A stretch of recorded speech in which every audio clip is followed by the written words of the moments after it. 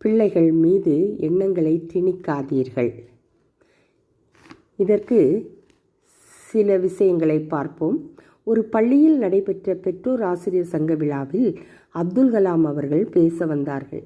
அவர் பேசிய உரையில், மாணவர்களுக்கு நான் எதையுமே சொல்லப் போவதில்லை, ஏனெனில் அவர்கள் பிறக்கும் போதே தெய்வீக சக்தியுடன் தான் பிறந்திருக்கிறார்கள். ஆனால் பெற்றோர்களுக்கும் ஆசிரியர்களுக்கும் நான் கூற வேண்டிய செய்தி உள்ளது. உங்கள் எதிர்பார்ப்புகளையும் ஏமாற்றங்களையும்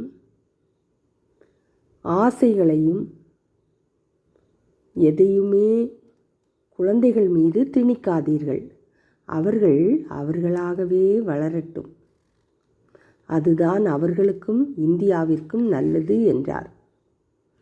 ஒரு குழந்தை பிறக்கும்போது சுதந்திரமாக தான் பிறக்கிறது.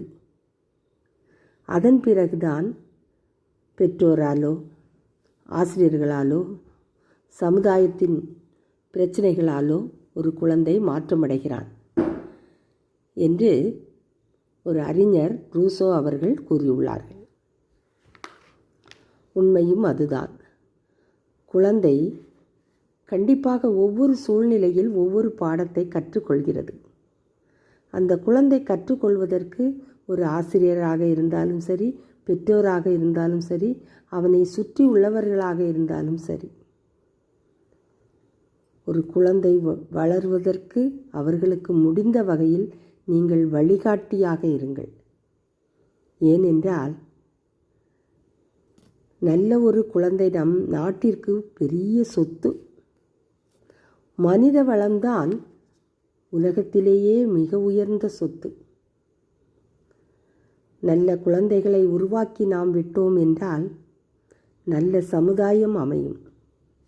நல்ல சமுதாயம் அமைந்து விட்டால் நம் நாடு உலகத்திலேயே வல்லரசு நாடுகளிலே முதலாவது நாடாக திகழ முடியும்.